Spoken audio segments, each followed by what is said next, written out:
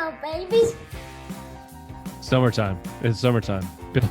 We are on the Queen's hours, and he's got a lot of shit going on. So I did make plans for tonight, and then you were like, hey, we're recording Thursday. I'm like, hey guys, I'm busy Thursday now, so because I completely forgot. Did you blew off your plans for us this week? Yeah, I did. I was gonna go trivia, but I was like, all right, no, I can't.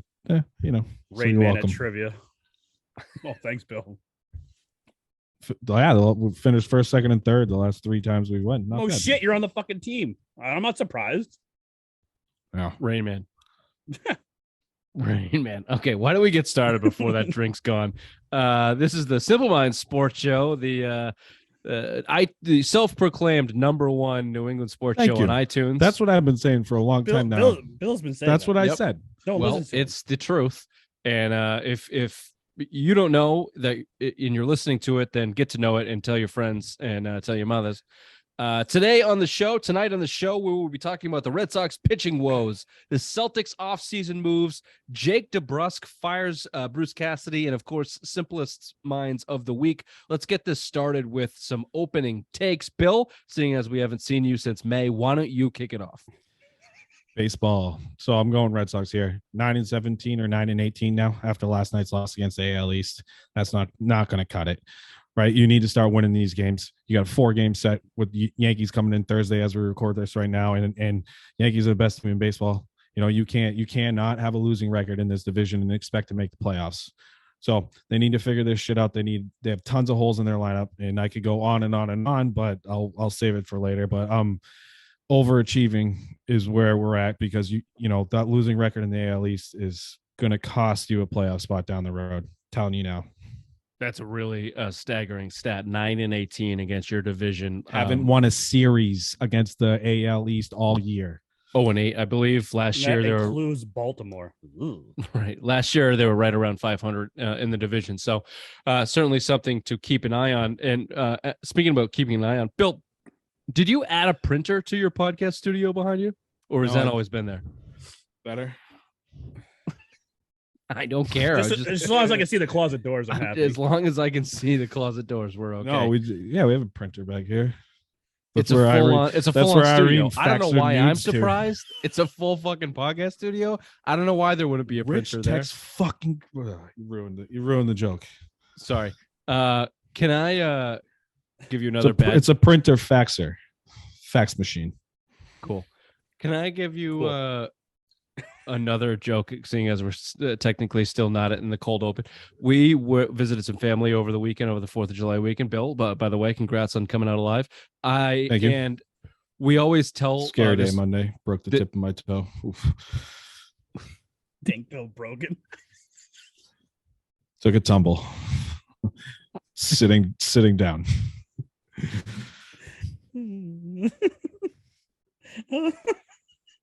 So that just tells you how you broke the tip of your toe sitting down. You can't make fun of Ray anymore. No, hold on. I fell. I went to sit on a 4-wheeler. I overshot it and leaned and went. You trying to fucking DMX that shit, Rough Rider and 4-wheeler? No, I just went to sit on it sideways because I couldn't stand up. We were playing fucking Beirut. I couldn't stand up, so I jumped on the thing and just went. Whoop. You're gonna side saddle it? Yeah. I was gonna side seat it. I'm a side seater, Rich. Sorry. Anyway, my joke's not nearly as funny. We have a family member that when we tell them that we work remotely, always asks if we bring our printer. It just, I don't know, it just makes me laugh. Hey, yeah, we're working remotely this week. Oh, did you bring your printer? Yep. We checked it. We checked it. Yeah. Anyway, maybe we'll touch back more on that broken tip in a sec. Ray, why don't you talk to us? Give us your opening take, please. Thank you there, Richard. From negativity to positivity, all hail Brad Stevens, and what a wonderful job he's done with this offseason so far. Getting Danilo Gallinari. I'm not Italian. Danilo. Danielle Gallinari coming in hot. One of the best pure shooters for the Celtics this year, coming in with the free agent signing and then trading a pile of shit for Malcolm Brogdon. Yes, the Celtics will be back to the finals next year, and all is well in Celtics kingdom. If you had these two guys this June, you're winning the finals. Mm-hmm. Yeah, you would have won the finals if you had these guys, and you're bringing back the same fucking team. And can I ask, Ray, how was the cum cookie? It was delicious. Very good. Warm, delicious, savory. Give me my opening take. I'm gonna I go. gave you crabs. I'm gonna go Bruins here. Jake DeBrusk is your apparently a new Bruins captain, GM, and president of operations. He has rescinded his trade request that started last year, the middle of last year, after Bruce Cassidy was fired for quote unquote not being able to relate to his young players, aka Jake DeBrusk, who there was a clear repertoire with. Save face moment. Fuck Jake DeBrusk and fuck Don Sweeney. I don't really care that Bruce Cassidy got let go, but I do care that he got let go for the wrong reasons. And clearly this is one of them. Jake DeBrusk is now the guy calling the shots on the team. More so, the fact is that Don Sweeney was saving face, Bill, because his drafts have been atrocious. Keynote that 2015 will go down as one of the worst drafts in professional sports history. Sorry, Bill, take a sip.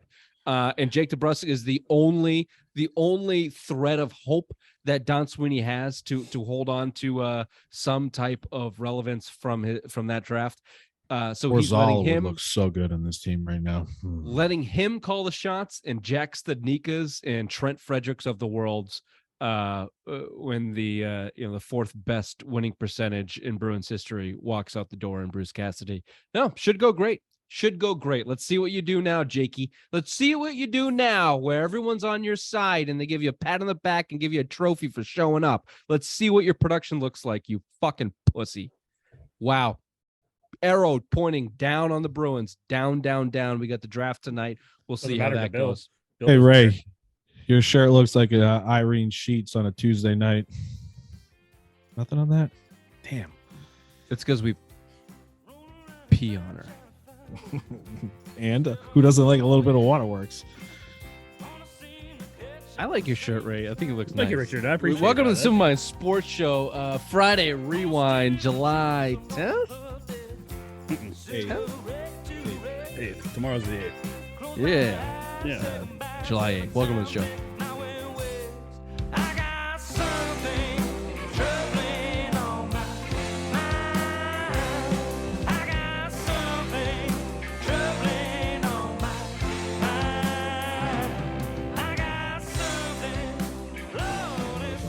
Stupid if I wore that shirt today. I almost did. I swear to Christ. I think it makes Ray. I think it makes your arms look good.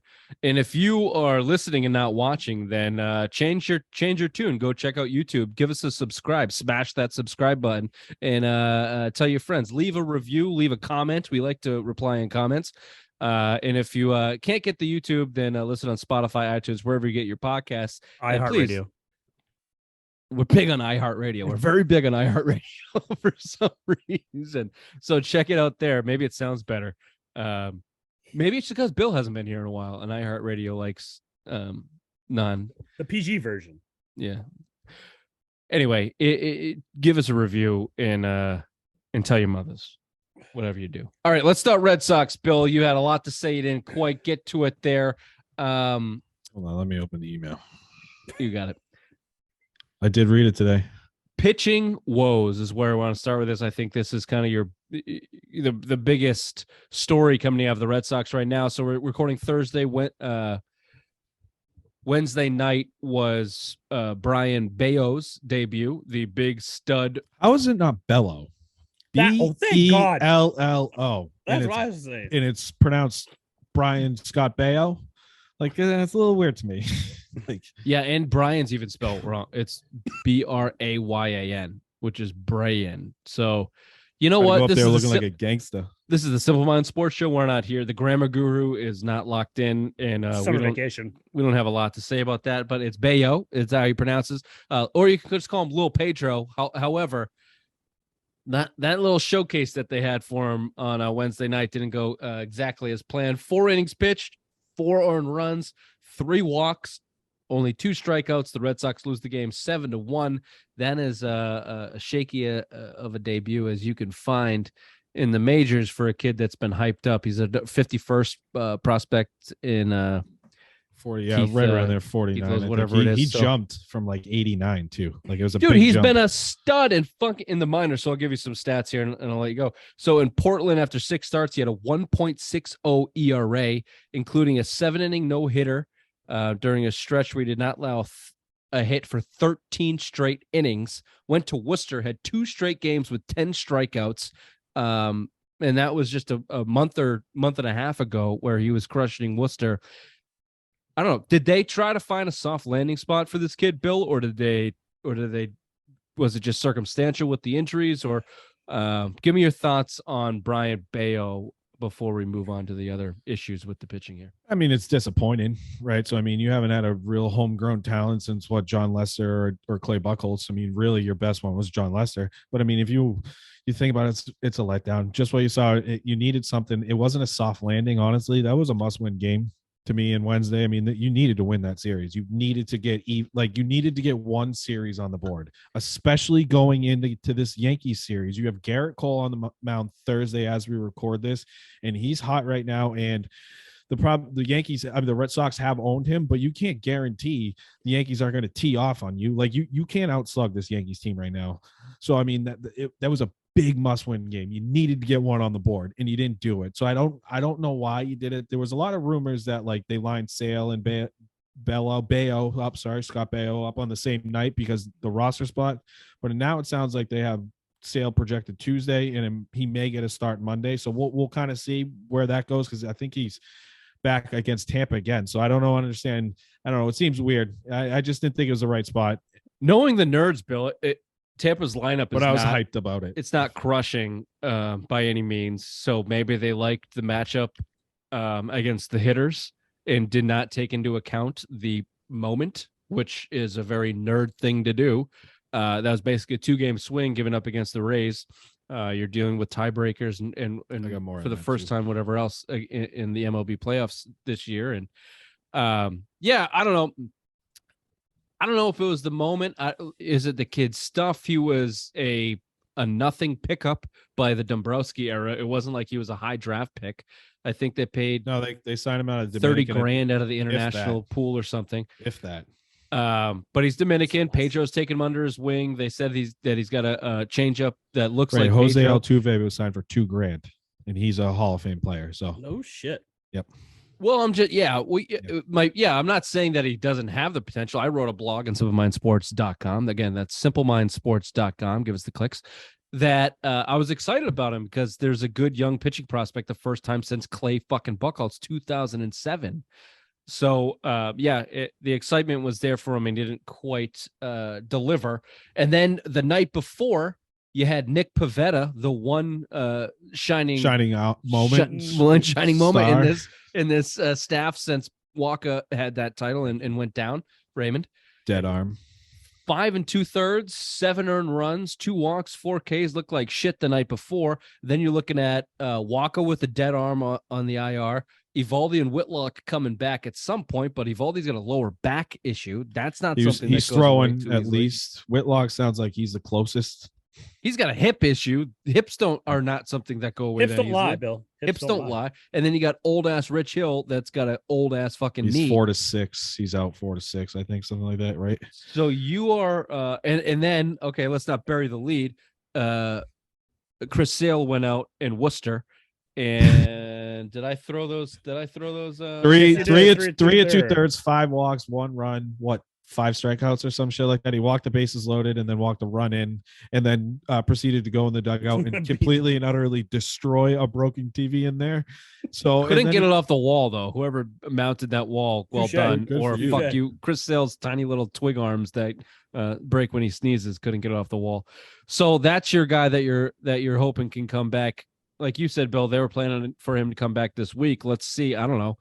He was, I think it sounded like if you listen to the post-game presser, he was like opining to get back into Boston. He did not want to stay in Worcester. He demanded to get back to the big leagues. Let He him didn't get wanna up. stay Fuck, there. dude. He's pitched basically 9 games in 3 years, but I want to circle back to Baylor real quick. His biggest struggle in the minors, their lefties are hitting 319 against him, and you saw them last night with Tampa. They stacked 7 lefties in that lineup, and they teed off of him, right? He got quick outs in the inning, and then it was boom, run, tee off. I mean, you could throw out some bad plays, but anyways, circling back to Sale, I mean, that's get him up here. You need the help. Walk a dead arm. Come on, you just came out the fucking DL. Right now, you got a fucking dead arm like a little bitch. Like, come on. This is my big problem with the Rich Hills and the Wakas of the world. I hated the signings. Waka is overachieved. There you go, Ray. I'll give you the fucking overachiever for you've been pining Walker for a while, but I'll give you that. But that's it. Like this is what you're seeing. He's not consistent. Now you're battling another. They're pushing his starts back. He'll go on the DL.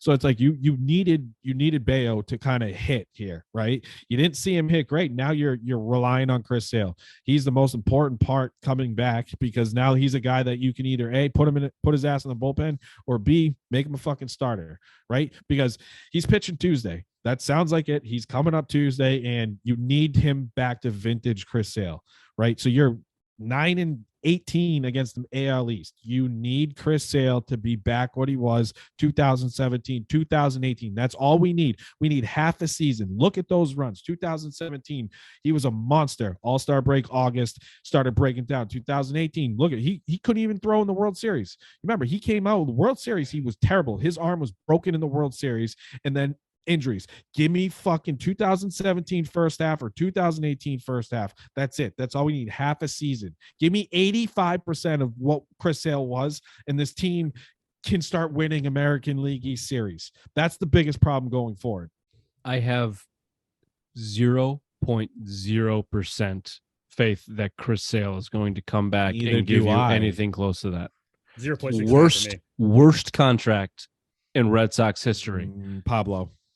Pedro. He didn't mean as much at the time. He didn't mean as much as the Ray. time. Pedroia is a Hall of Fame caliber player. That Fuck contract you, was Ray. Fuck you, Hall of Fame fucking caliber player. Irene Contract sheet shirt. there, shit there. Fucking, I like your shirt. Thank you, man. I appreciate that. I appreciate that. It's nice. I have Chris Sale might come back and he might be just fine. I expect Chris Sale to be fine, and then and he'll be okay. But if Evaldi comes back and is Evaldi and Pavetta rounds back into form, and those guys can be your top of the rotation guys and they can all be adequate, then you have a good enough team to still compete. You still have some holes to fill, and we'll see what they do at the deadline. I think you still need a right-handed arm in the bullpen. Whitlock coming back has got to get back into form in the he's going to the pen too. This is the best move they can. He's going to the pen, but he still got back to form, Bill. You know, Yep. This is the first injury he's ever come off in season for a team. Yeah. I know he was coming back from the Yankees off of Tommy John. And I know Chris Sale, this is second year back off of Tommy John. But look at how they handled him last year, too. They tried to soft land him against the Orioles. Remember, he looked like fucking shit. Chris Sale, worst contract in Red Sox history. Worst contract in Red Sox history. I'll raise you Pablo Sandoval. That's Pablo Sandoval's for me. I mean, like we knew it was 145 million, right? So we kind of knew it was going to happen.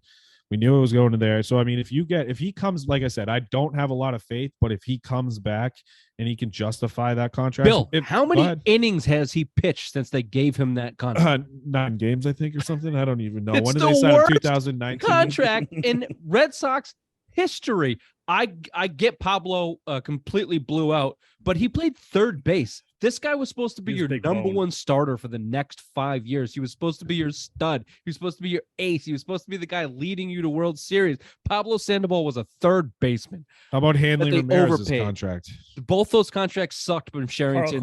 Carl Crawford had a real. Carl Crawford was They got lucky that they could get rid of Adrian Gonzalez to take Carl Crawford's contract. Yeah. Here's why I'll raise you Chris Sale, because everybody knew he owns Megan the Stallion too. You know that? Everybody knew coming off that 2018 World Series that Chris Sale did not have an arm. Everybody knew he couldn't pitch a whole season.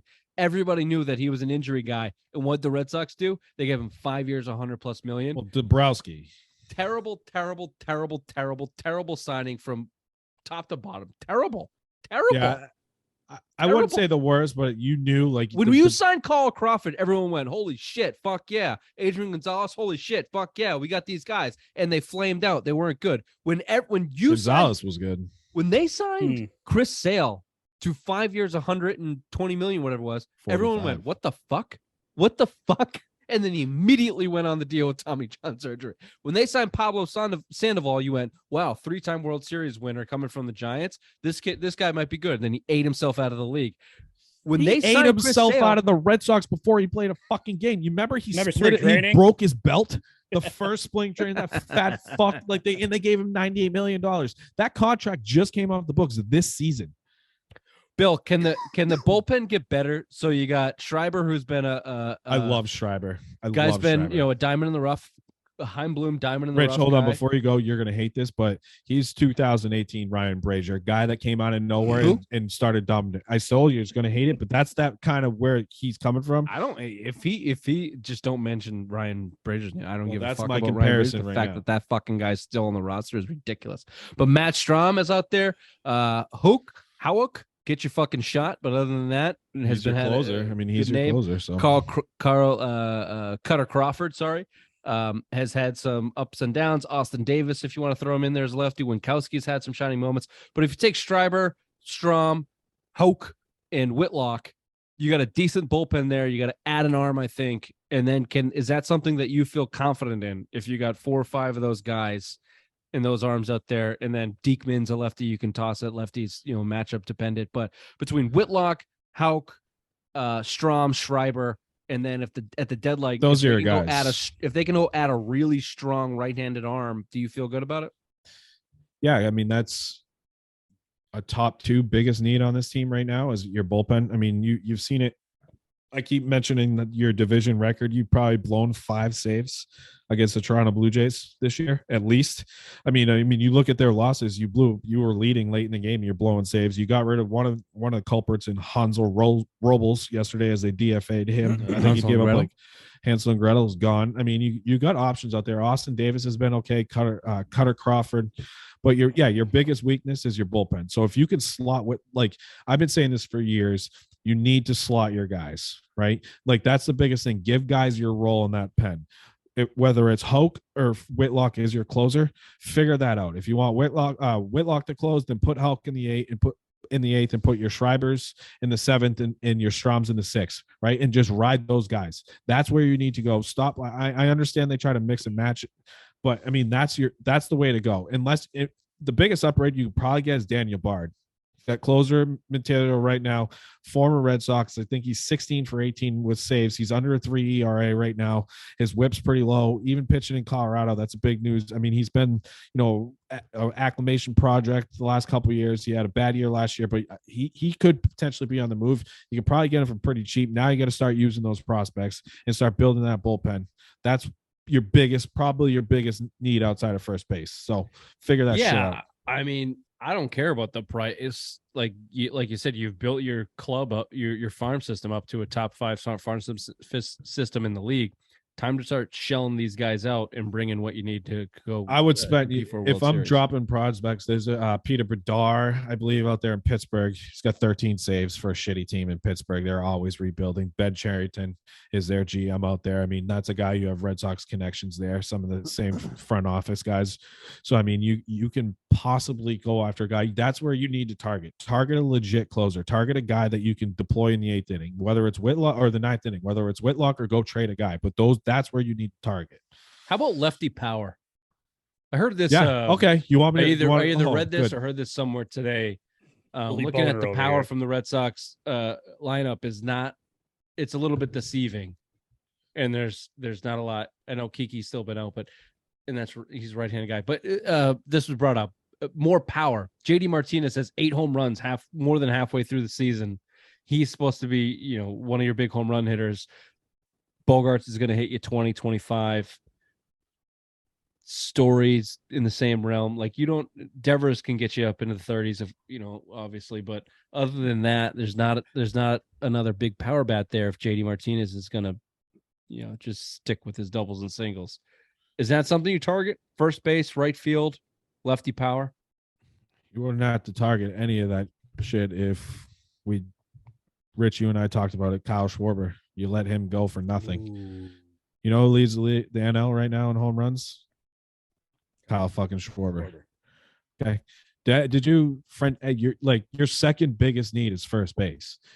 I don't give a shit. He could play left field in Fenway, couldn't he? I believe someone named Manny Ramirez without a brain. He could play first and... base. You're going between Bobby Dahlbeck and Franchi Cordero, right? Did you see him botch a ball?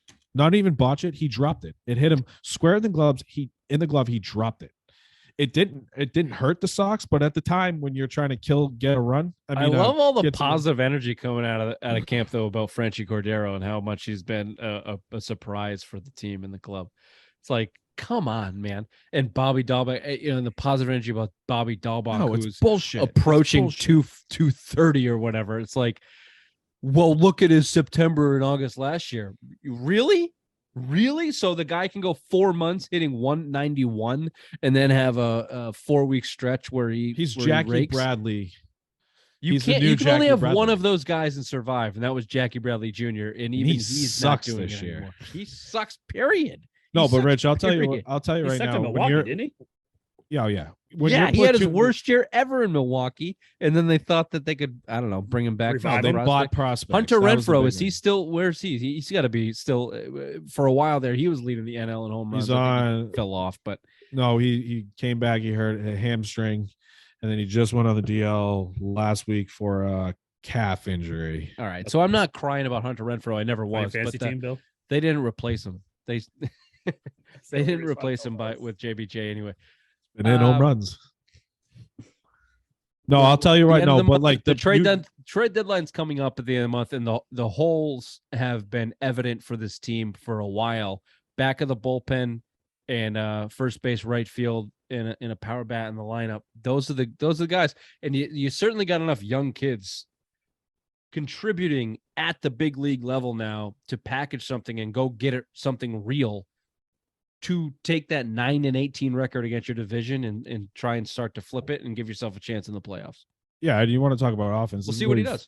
Yeah, well, hopefully, but I mean, you had your option in house. That was your biggest thing. You had one with Schwarber. What looks better, JD, Story, Dahlbeck, Frenchie, or Story, Schwarber, and whatever the fucking remains of Dahlbeck and Cordero you have? I'll tell you what, I'd rather have Kyle Schwarber than Trevor Story. I'd rather have both and would have traded JD Martinez. That was the move to make, and you cheaped out. You were too loyal to go to JD Martinez, and the biggest reason you're loyal is because you signed him on the cheap when no one fucking wanted him. He signed in late February, early March. The year they signed him, he got 3 opt-outs. No one else was going to pay him the amount of money because he's a one-trick pony at DH. You should have got younger. Schwarber's 28 years old. JD's over, I think he's 32, pushing 33 years old, and you saw the fucking power Schwarber had. Now you're chasing what you had already in Kyle Schwarber. That's your fucking second biggest need is power, especially at first base. You're chasing your biggest need, and you already had him. You let him walk. JD is a shell of himself. I'm done with him being fucking third or fourth in the league with doubles. Get him off your team. I've been saying the whole year you should have chosen Kyle Schwarber over JD. I'm 50-50 on Bloom. Like some of the moves, I've been questioning a lot of moves. He's hit on some, but like some are big. Like even Trevor Story's 230, 230 hit 9 home runs in a 14-game stretch. He has 14. So what does that tell you? The Trevor Story signing, actually. No, he's Xander Bogaerts' replacement for next year. Well, if they let Bogaerts go for Trevor Story, then I hate it. He's gone. You're making me angry about the Red Sox. What else are we talking about? Okay, well then let's no, just kidding. let's get some words out of Dr. Big Mac here and throw it over to what should be a interesting, short, simple headlines with the obvious. Are you really winging this one? Well, I think you wrote something. I think it was authored by the grammar guru. Right, so this should be good. We'll see what he has. Did you send another one? Or... He's already pulled up another screen. He can't see you or hear you. He tries to distract you. I can hear you. I just can't see you. Okay, so this is headlines with the obvious one. Thank you there, Richard. The Red Sox still haven't won a series against an AL East opponent. They lost Wednesday night to the Rays 7-1. And the big news out of this game, Brian Bayo got his first MLB start, going 4 innings with 6 hits, 4 runs, and 2 strikeouts. The Sox start a 4-game series with the first place New York Yankees, and Racer Damas says the Sox only won 1 this weekend. The Eastern Conference champs made a splash, first signing Danilo Gallinari, the best pure shooter now on the Celtics, and Queen approved. They also re-signed Sam Hauser, and Luke Cornett to warm up the end of the bench. Trader Brad pulled off a doozy of a trade, sending Daniel Tice, Peach Baskets, Aaron Neesmith, and 3 other piles of shit, and a first-round pick in 2023 to the Indiana Pacers in return for Malcolm Brogdon. Long live Brad Stevens. And the NHL draft was on Thursday night, and the Bruins are slated for pick 54 in the second round. And with that pick, the Bruins should have fired Don Sweeney. This has been Headlines with the obvious one. Back to you, Richard.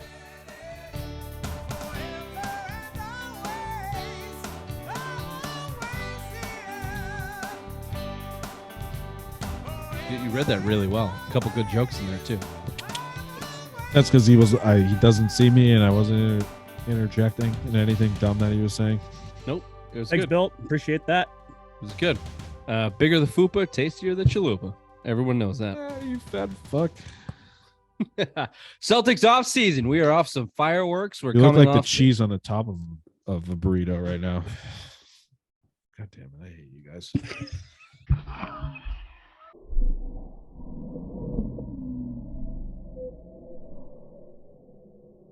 Oh, that.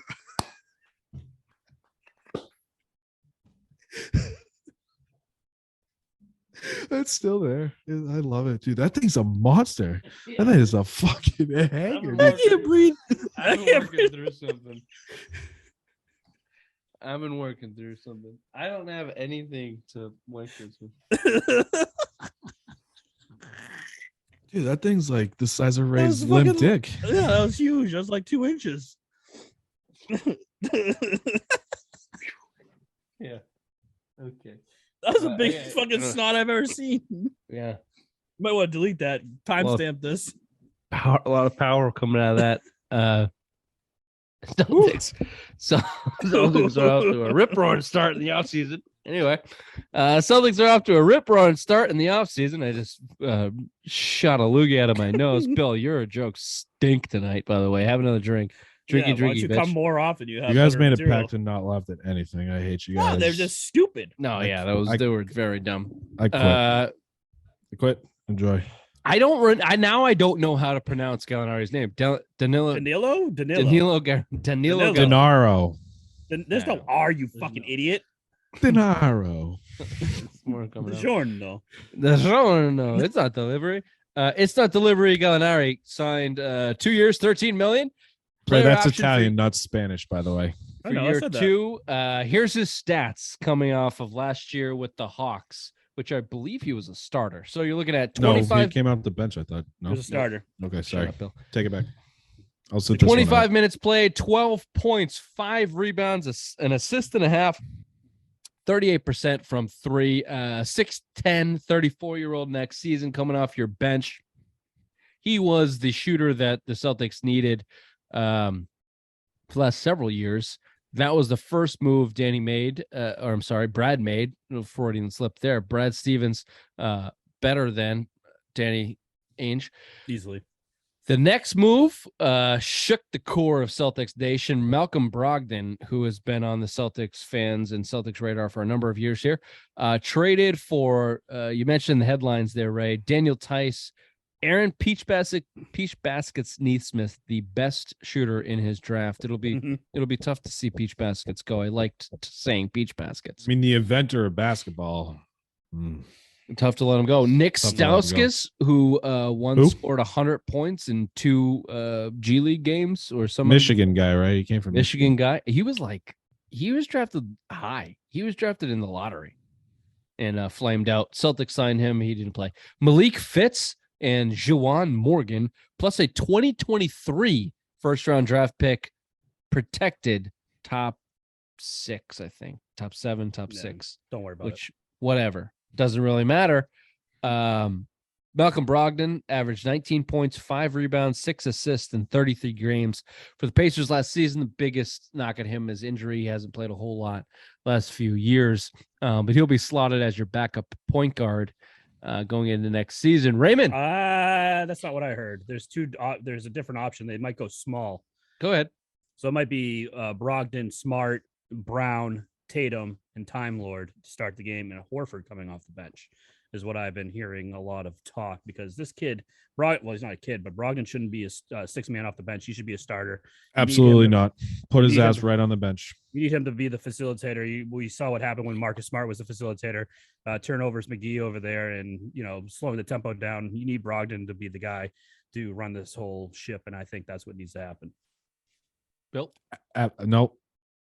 Biggest weakness in the Celtics and in the playoffs was guys that can shoot and guys that can come off the bench and shoot, right? So you just added 2 guys that should and will come off the bench. Leave your starting 5 alone. You saw what it could do last year. You got the defensive player of the year. I get it. You want to add there, but leave Al Horford there. You can limit his minutes. You still got to add a little piece in the big man, but leave that starting 5 alone. You got Brogdon and you got Gallinari for a reason, and it's to come off that bench. I've said it at the start of the show when whoever brought up the Celtics, that if you had these 2 guys on your roster in June, you're winning the NBA Finals. You're beating Golden State, right? So now these are the guys you need to come off the bench. You know what you have in Al Horford. He's a leader on your team. You need him starting. You're going to limit his minutes, but leave that starting 5 alone. I've said it on this show multiple times.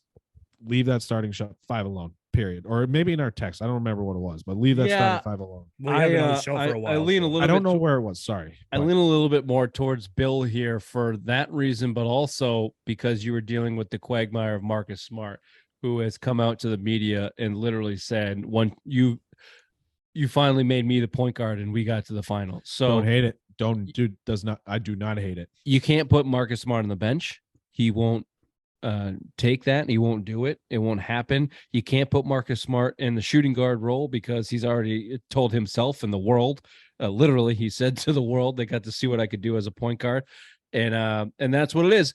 And the stats will tell you, the nerds will tell you that the Celtics actually did literally have the best starting 5 in the NBA for much of the season after Christmas. So that all works, and everybody knows it doesn't really matter who starts, it's about who finishes. And Bill's right in this instance. If they were in that series, not even just the Warriors series, but also Milwaukee and also Miami, whenever their offense went stagnant with their guys, Malcolm Brogdon is the guy you can bring in and spark plug that fucking offense. You can.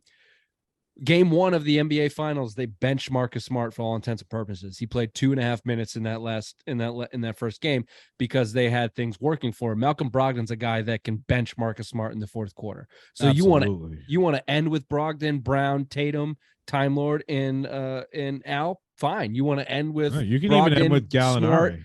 Gallinari. You want to end with whoever. Horford. Everyone's got to check into the roles, check into the responsibilities, and understand what it is. And if you're on the bench, fucking suck it up. You're trying to win a championship, and that's the deal. The only guys that's what Brogdon knows. The only guys that should not be on the bench are Jaylen Brown and Jason Tatum. That's it. Those guys should be on the court at all times, whenever, and they should have the ball in their hands. And the only guy that doesn't fucking get that is Marcus Smart. So yeah, you might see him on the bench, but Bill's right. You give me Gallinari and Malcolm. So now your bench is Brogdon, Derek White, Gallinari, and Grant Williams. And Pritchard, Grant Williams is now your 9th guy off your bench instead of your 7th. Yeah, you're an NBA champion if that was your team this year. Is that Wizards big guy still out there? Or did he? No, just he went to the Lakers. That's what I thought. They promised him a starting job. The fucking Liars. I forgot his name. I'm going to throw a name out there. Thomas Bryant. Yeah, but Boogie Cousins is still out there. He wants to go to the Lakers and be a starter. He's not. Anthony Davis and this guy Bryant's going to start. He only wants to go to Lakers, is what he's cool. If he wants that, then he's out in my book. But that's a type of signing the Celtics need. You need a guy like that. You need a guy that can slide into that Tice role, right? And if you really want to fuck with the starting 5, Did you watch get Tice at all last year? Yeah, but you need a guy that is there. He's your 3rd big guy. He's your 3rd center. You need a guy there. Bryant would have been perfect to fit there. Perfect. That's the one thing you're missing on this team. You have the TPE. You're not going to use it. You're not going to use it at 17.8, which I think it's a joke. I think they should go after it. But the biggest problem is you just traded a lot a lot of trash.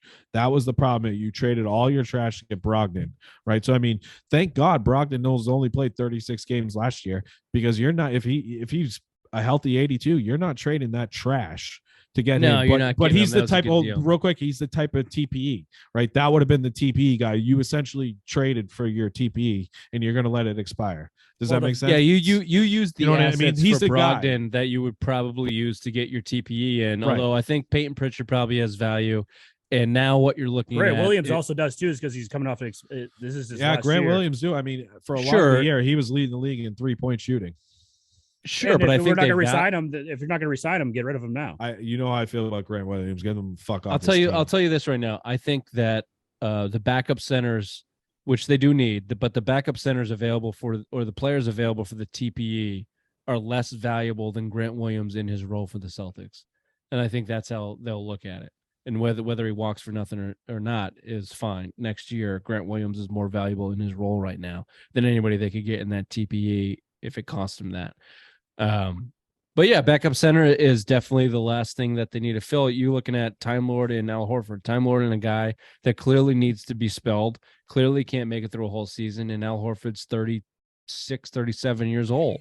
So you definitely need a guy in that third big What are you laughing at, spot. bitch tits?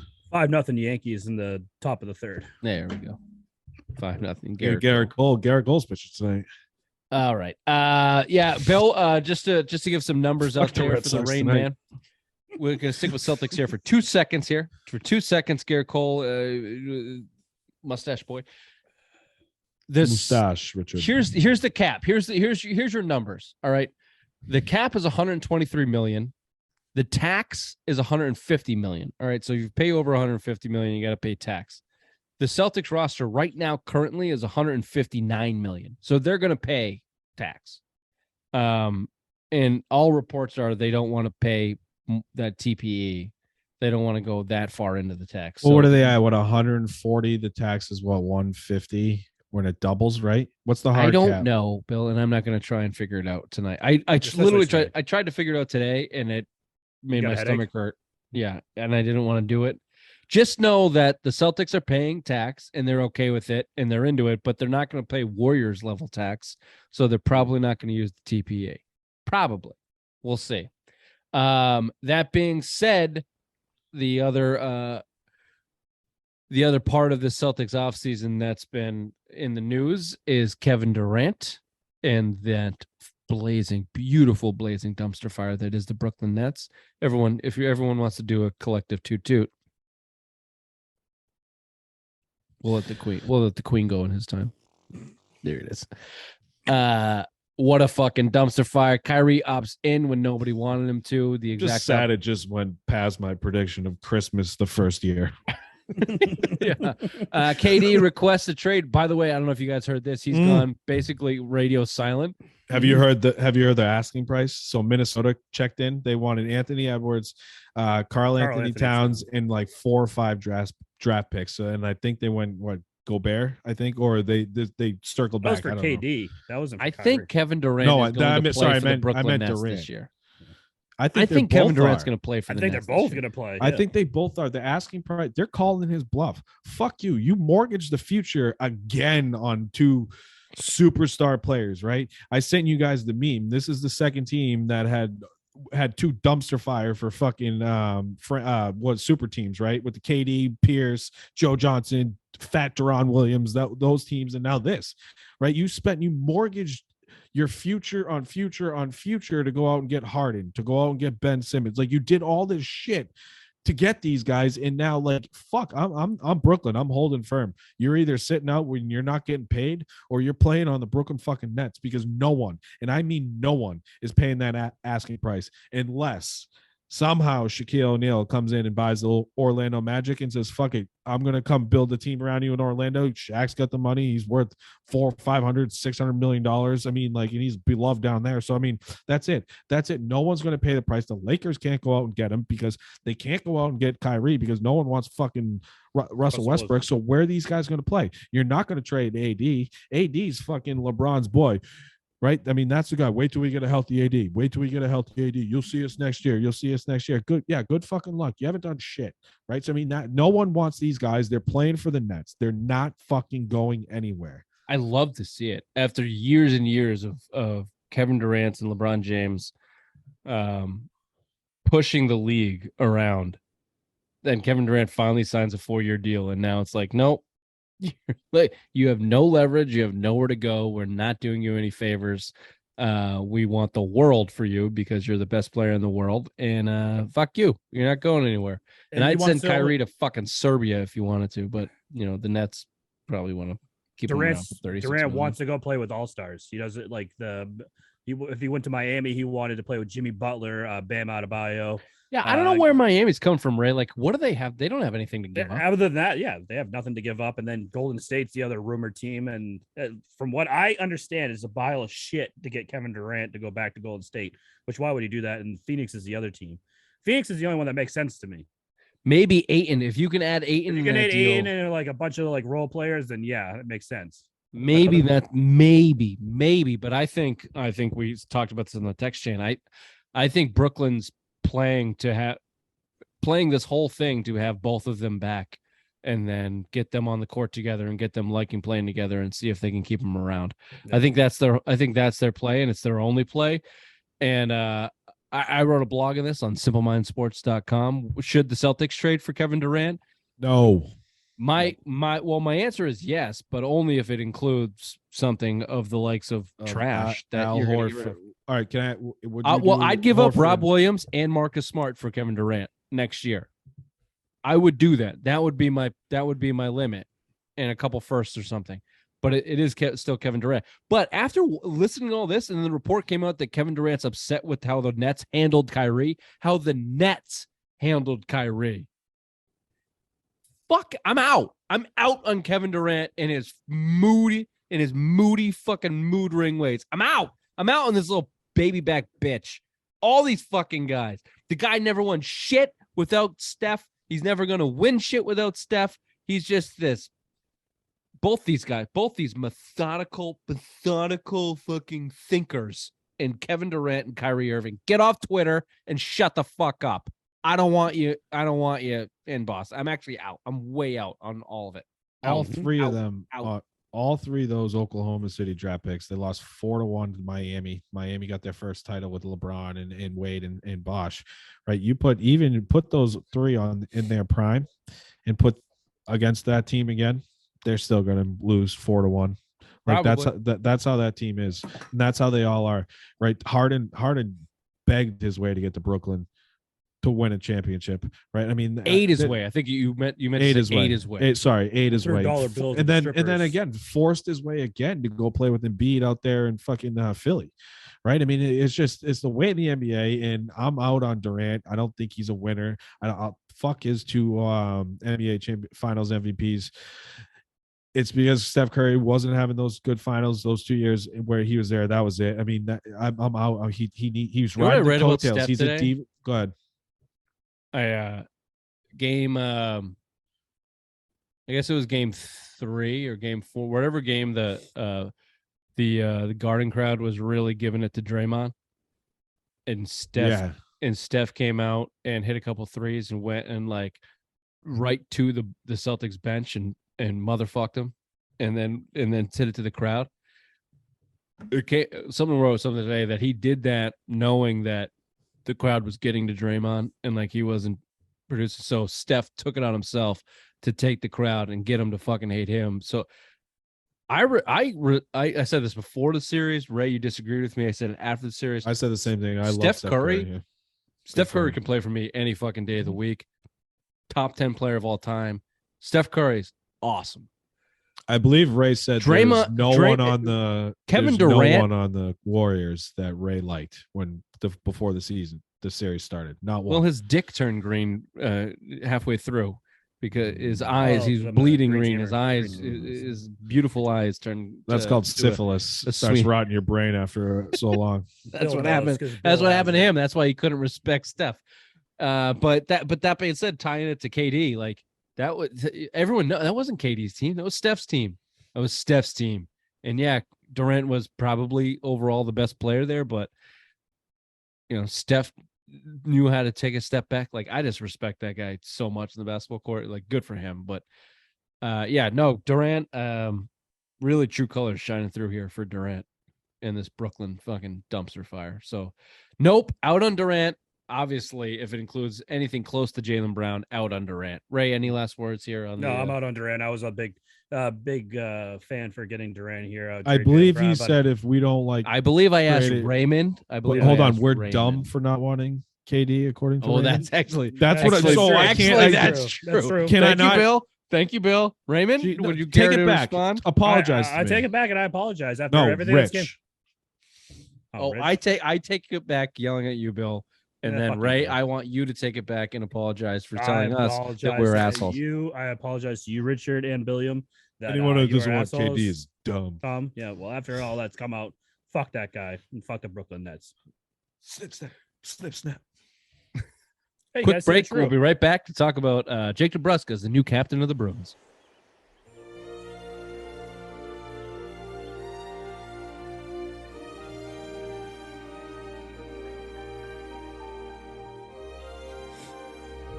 Ray, do you want to get a beer? No, I've been watching all the trade. I guess Montreal is fucking pissed at their first round pick that they took. They're pissed. Yeah, because they took this kid Slavosky instead of Shane Wright, who's the number 1 overall pick, and the Habs fan because it's in Montreal right now, the draft, and they are pissed. Good for them. I just wanted to see your shirt. I feel like your shirt makes you look slimming. Okay.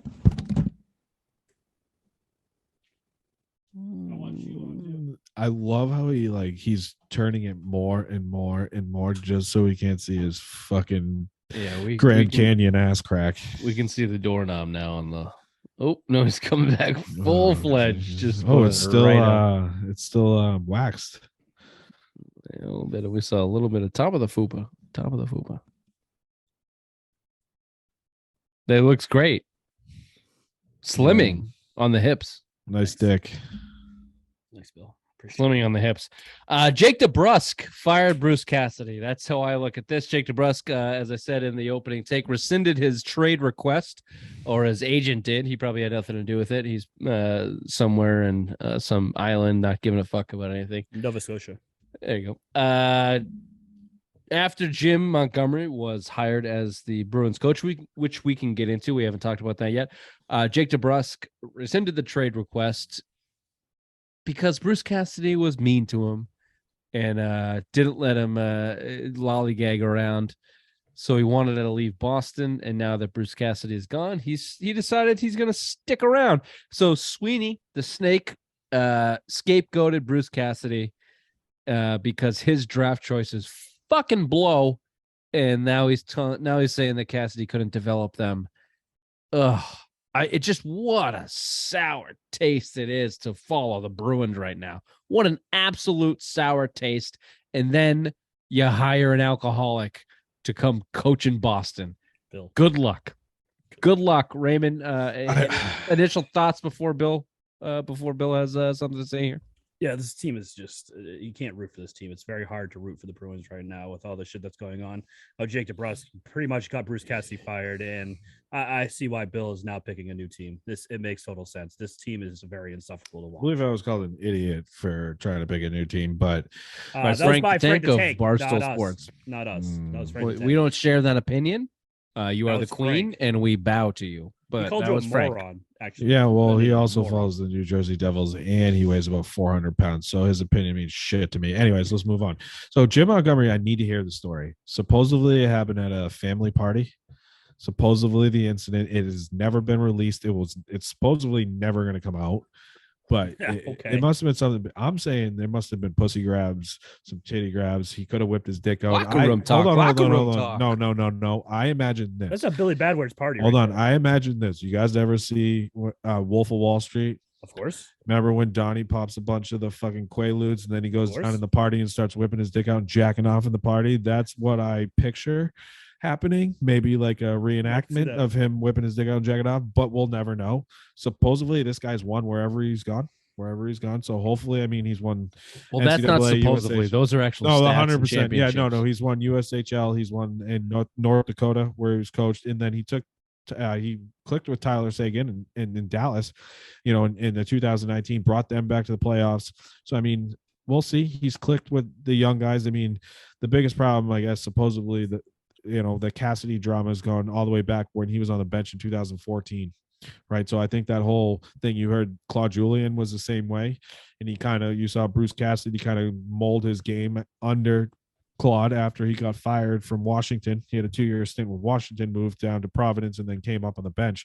So you kind of saw how Claude just won a Stanley Cup with a pretty veteran team with a little bit of youngsters in there. But I mean, you saw it, and then that's it. You saw the way Claude did it, and and then the new generation is soft. That's the biggest thing. But again, you alluded to it, Rich. It's saving face. It's saving face. And the way they copped out and alluded to it going back years, and Cam Neely's press conference. Cam Neely is my favorite Bruin of all time, and I am so fucking done with him in the Boston Bruins. I am fucking done with him. My favorite Bruin of all time right now is Patrice Bergeron. Cam Neely, I'm so done. I'm so done with him. I'm almost sliding him into the Ray Borg territory. Into the list? You almost put him on the list? Wow, I can't. It's been a while since we brought up the list. I can't because he did something that Ray Borg could never do, whether it was a player or a front office guy, and that was bring a Stanley Cup to Boston. He was a big fixture in that. Bobby Orr did that. Did I say Ray Borg? Did I say Ray Borg? You said something that no one has ever done. Ray Borg. Didn't I say Ray Borg? No, you said never done. Well, I meant Ray Borg. Something Ray Borg never did was bring a Stanley Cup to Boston. Well, yeah, he did after when he was with the Colorado Avalanche. He brought it on the parade. In the Had a nice little parade. He came, Boston gave him a He wore parade. that Avalanche We should jersey. recirculate that video because of how much I hate the Boston Bruins. Ray, you've been typing up videos nowadays. Ray, Bill, I've been typing up video. Yes, Bill. Bill, you've been thinking about who you're going to root for this season? Not yet. I got to get through this draft. Okay. I've always, I like a few guys in Colorado. I've always been, my favorite player. Ray Borg. Yeah. One of my Come favorite full circle. my favorite non-Bruin of all time is Steve Yzerman. So I think like even a shitty team in Detroit, I'm kind of leaning to Detroit. Honestly, you'd gain a lot of respect if you went to Detroit. If you go Colorado and ride those coaches, no, I will never. Nope. Do that. Colorado's out. You would be Ray Borg. Yeah. Playoff teams right now are out because I'm not going to be that guy. It has to be a non-playoff team. So now we have parameters throughout this. So this is I'm throwing on the spot criteria, but I can't be a ring chaser right now. Okay, I'm not a veteran hockey guy. I'm not a 40-year-old. I'm not a 40-year-old guy. I'm not a Canadian. I'm not a Mark. No, never. I'm not. All right, so that's out too. I'm not a Mark Recchi chasing another ring with the Bruins late in his career. But no, Montreal. So Toronto out. No, Toronto's out. Toronto's playoff team. I had to root for Toronto for about a year. It's not that bad. No, you did well. You did well. Teams I hate: Philly, Toronto is a playoff team. They're out. Montreal, I can never. You know what? This is a good conversation if everyone wants to tune in on Tuesday for our Some of Mine social hour, Fat Tuesdays social hour. We'll be talking about sports cities that we'd root for if Boston was not around. My new hockey team. You will? I'm announcing it tonight. Yep. Oh, it's coming. It's coming. Okay. Hold on Tuesday. Whenever Tuesday night. Yeah. Whatever. Let's try and get through this show. So the draft is going on now as we speak. The Bruins are not on the rumored to try and get into the first round, which, by the way, also just fuck Sweeney, fuck the Bruins. This PR, this media blitz that they always do. Here's how it goes. We're going to try to do this, but when it doesn't happen, because we didn't actually put all our eggs into it, then don't blame us. We tried. John Tavares trying to get in the first round. They're not trying to get in the first round because that means giving up assets, and they're not going to fucking do that. Number one, because they don't have really much assets to give up. And the ones that they do, they're not going to do it because they don't have the balls to do it. They're not going into the first round. But if they were, here's some options. The Senators, Ottawa Senators, are looking to open open to moving the number 7 overall pick. What's the draft at, Ray? Are you paying attention? It's pretty close to 7, I think. It's pretty close to that. They're not going to get to the 7th pick. They don't have the assets to do it. The other ones you want to look 7 for. picks gone. Traded today. Gone. Okay. The Coyotes have pick 3, which has already happened. 27 and 32. Those were some options for the Bruins. This is coming out Friday, so we'll know if they did that last night. The Sabres in their division, hard to see that happening, but 9, 16, and 28. Hold on. A funny story about the Sabres. I forget who Matt Murray has a no trade clause with Ottawa, and Buffalo is on the list. When asked if he would accept a trade to Buffalo, I quote, "Fuck no," end quote. Yeah, good call. Good call on that. One of a terrible We're at the pick 8, so yeah, it's not happened yet. Regardless of what it is, you're looking at Don Sweeney, who we've been bashing, rightfully so, has a terrible draft record. I got this from something called THW, a website that listed two Wednesdays at Irene's. We just cut it short, so we didn't keep the web browser too long. 2 Wednesdays. Okay, there's an H in there too, but these are Sweeney's top TWA. 5. This is Sweeney's top 5 picks. Okay, WH, you fucking idiot. Yeah, you're an idiot, Bill. Tough night for you, bud. Sweeney's top 5. I'm quitting on the second show. Top 5 picks. Here's what they are, and this I only have to read one to let you know how bad the picks have been. Bill, when did Sweeney take over? 2015. Don't remind me, please. Thank you. 2015. So you're looking That was at a great draft. You're looking at 7 seasons here. Number 5, yet to touch an NHL rink, Fabian Lysell. The hype's real on him. I'm cool. How do you if you're a GM for 6 seasons, how do you have in your top 5 draft picks, you have 7 rounds? How do you have a guy that has never played in the NHL in your top 5? You've also traded 3 of them, and including 4 of them if you include tonight, I believe, for handsome Limholm. Handsome. He's a handsome guy. Handsome guy. He's a Swede, right? What does that have to do with anything? But again, it affects his draft. I mean, we've asked our GMs, and especially the Bruins. I don't like your answer. I'm actually looking for you just to reiterate my point, Ray. It's terrible. He's drafted terrible. In the top 5 draft picks for Don Sweeney, one of the guys, the 5th pick, has never played in the NHL. Terrible.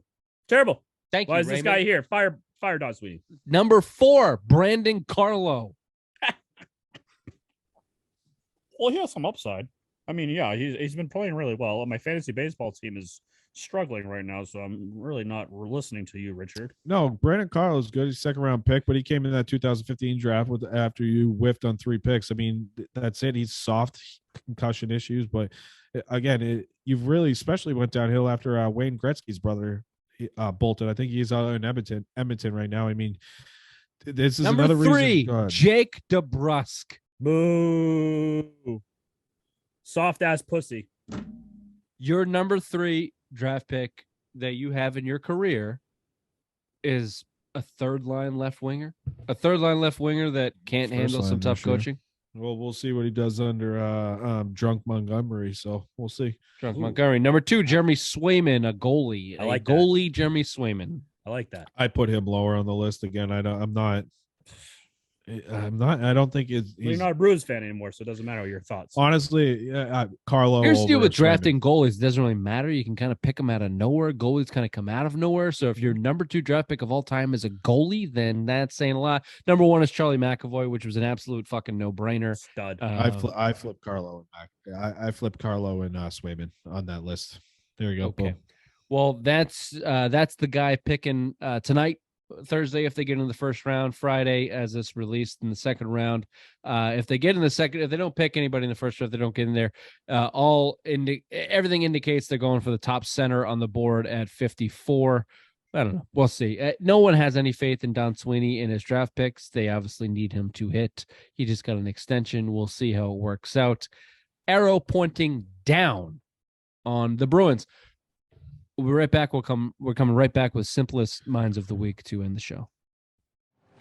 Are you stupid or something? I'm as stupid as a stupid does. You look like you're getting some. Rich looks like he's getting some gray. Those are fucking red, dude. Even worse. Gingers have no souls. Cut that one too. Brittany Griner pleads guilty in her court appearance in Moscow in Russia for drug trafficking is what she pled guilty not for. left forever, Ray. Is what she pled guilty for. The sentence there is 10 years in Russian prison. She's fucked. Shut the fuck up. Just shut up. Can everyone just shut up for fucking a second? For a fucking second.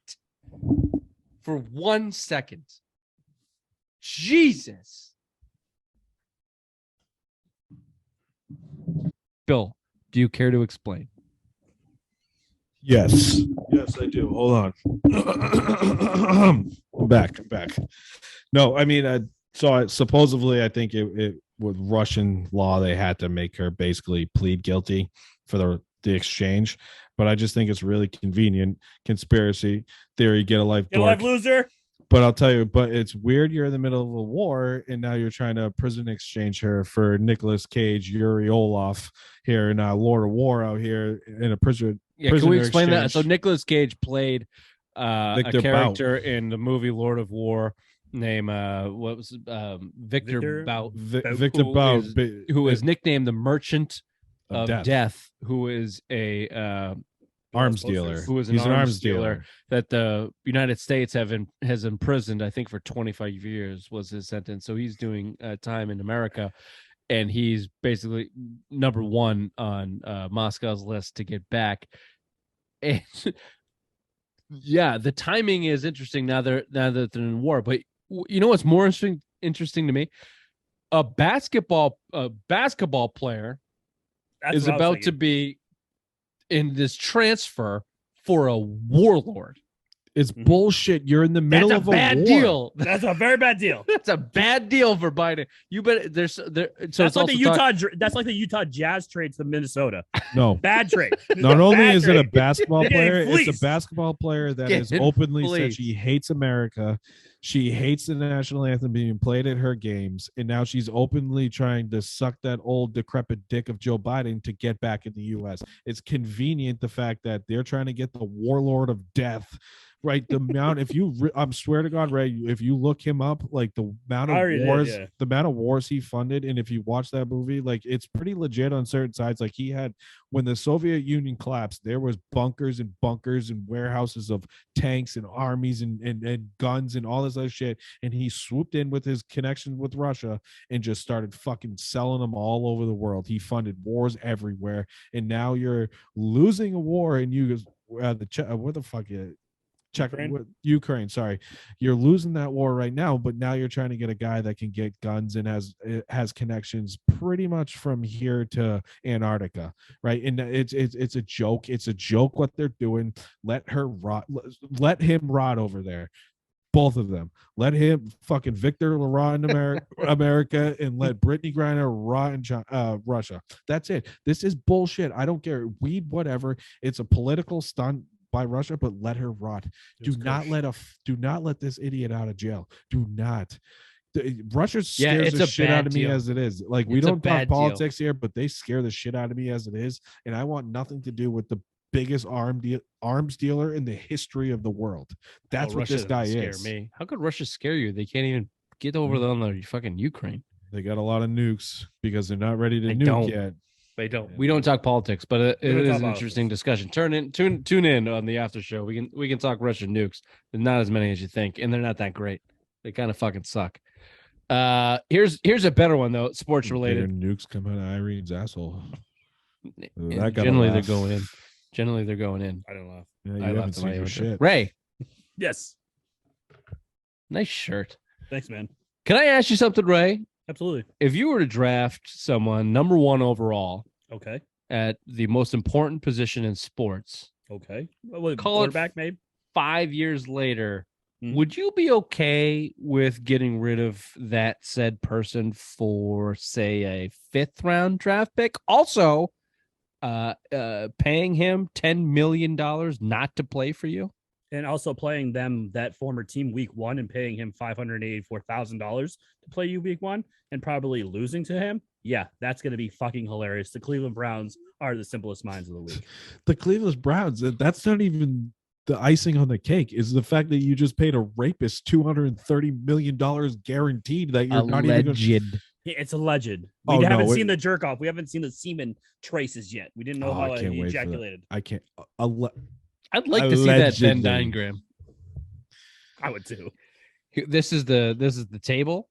Yeah. There's so many Irene This is jokes we the can jerk throw off here, but you guys zone, aren't and laughing here at is the splash zone. Yeah. No, it's like the bullet tracing. You know how they always have like the strings and like. You already made that joke, dummy. I like it. Thanks, Rich. I appreciate it. I like it almost as much as your shirt. The Browns are a bunch of fucking idiots. What's that? Does anyone know what's the status on that? On the Browns trying to get out from Deshaun Watson's contract? Nothing. It can't be now, right? Can't. No, no. so this is what the NFLPA has met with Goodell or whatever. They're pushing for like a 8-game suspension. The NFL's pushing for a full year. So I mean, at this point, Browns are just going to roll with it. You saw the icing on the cake. If they were going to try to fucking void it, they wouldn't have traded Baker.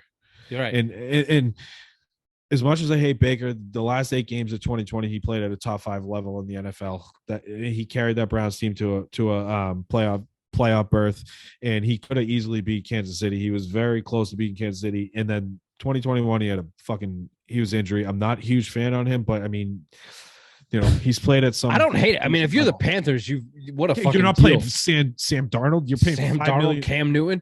What a deal. The Panthers have a pretty decent They haven't team. Matt even Rules, signed Cam Newton either. has success as an offensive coach. I think the Panthers are in pretty good shape there if Baker Mayfield can limit some mistakes and stay healthy. Yeah, I mean, you look pretty good, and for a conditional 5th for the number 1 overall pick in the NFL draft a couple years before. Nice deal for the Panthers, and the No, Browns hold are on, still paying him it's $10 even million, better. and the Panthers got him to take a $3 million pay cut. The Panthers have the number 1 and the number 3 pick in the 2018 draft, and they're both quarterbacks. And they also have Cam Newton. And well, Cam Newton's not even signed yet. No, he's there. Oh yeah, you're right. He signed a 2-year deal. Ooh, okay. Bunch All of good, right. bunch of really quote unquote good quarterbacks there in Carolina. Ooh, All right, I gotta add Carolina to my list of for maybe cities I want to root for from now on. Sorry. okay. Let's end this show here. I got the one more simplest spot of the week. PJ Tucker signed with the 76ers after a year in Miami. They went on the interwebs. PJ Tucker did to Twitter to send a nice heartfelt message to Miami and the Heat for his time there. Here's what he said. He said, quote, "What a year. True underdogs that really got it out of the mud and went against all odds. Miami, you will forever be my home in Heat Nation. I can't thank you guys enough for the love you've shown me all year. Though our journey together has come to an end, the love will forever remain the same. Black heart emoji, white hand praise emoji." And just underneath was one-time teammate and now competitor Jimmy Butler, who said, quote, "Fuck you and Joel Embiid." Yeah, I brought him into this. I love it. I mean, he's not I wrong. fucking love Jimmy Butler. I would love Jimmy Butler in this. I would have loved PJ Tucker on the Celtics. I like them both. I think they're both really good, but I don't think there's the simplest minds here. I think that winner goes to the Browns. I just thought it was funny to bring it up. It was a funny interaction.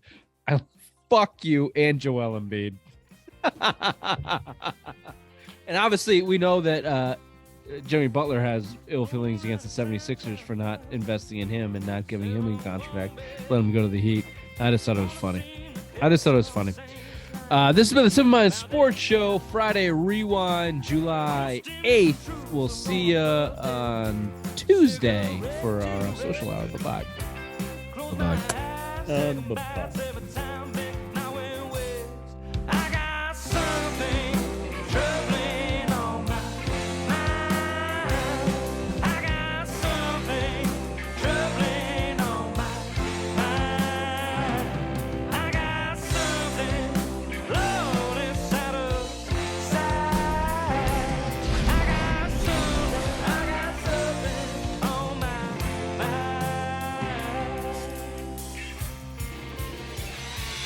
Marty! You've got to come back with me! Where? Back to the future! Richard, Hi, Ray. how are you? Great. You look great. Nice was hat. Oh, thank you. Thank you very much. I appreciate it. I got compliments at the golf course yesterday for it. Nice shirt. Oh, thank you. It's Thank a you. great shirt. No, it appreciate really that. looks good in you. I appreciate that. It's green. Looks green. Feels green. Looks green. Yeah. Hold on a second there. Yeah, it really fits you. It's Thanks. I appreciate that. no, Hey, it's nice. fat fuck, nice Hey, shirt. Hey, Bill. Hey, Queen. Hey, boys. Ray, I don't know if you saw that, but drinking out of a non-disclosed cup Yep. today. Yeah. I might have want to change my shirt right about now because this isn't gonna go well. Yeah, you look like the sun. It's green, Bill. It's green. Yeah. It's green, Bill. I'm not gonna get in the middle of this, but You look like you got peed on. nice shirt. Thank you, Bill, then we haven't seen you here in about a month. That beard is getting long. And gray. It's very gray. You know what also you have going on? You have a real old grown man's thick mustache that's like fully perfectly covering the upper lip. Like a Fulton. We call that a Fulton. Yeah, you don't actually. I've been growing my mustache now for many, many years, and I can tell you, you don't get like the clean line over the lip until you've crossed a certain threshold of old.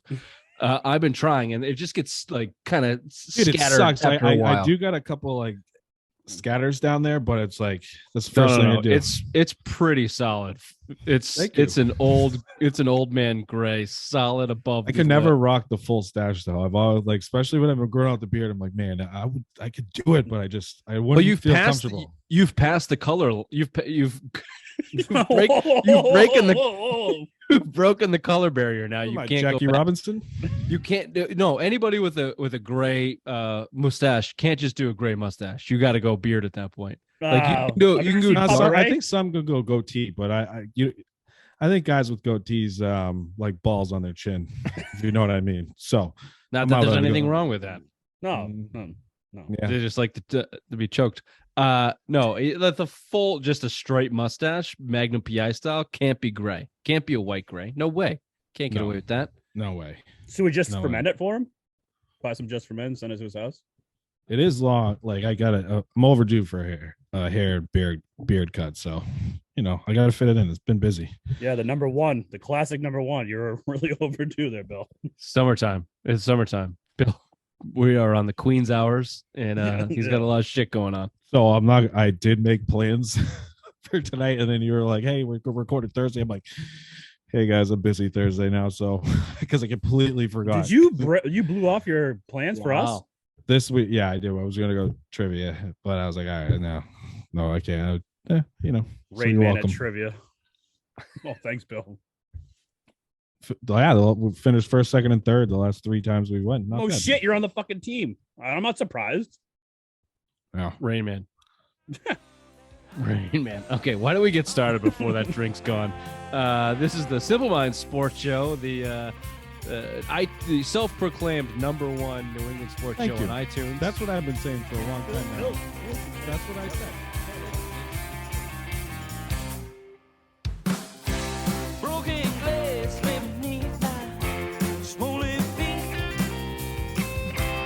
I got a beautiful memories. Born under a bad moon in a little Texas town called Cut and Shoot. None of me says so, nothing you can do. 'Cause I got something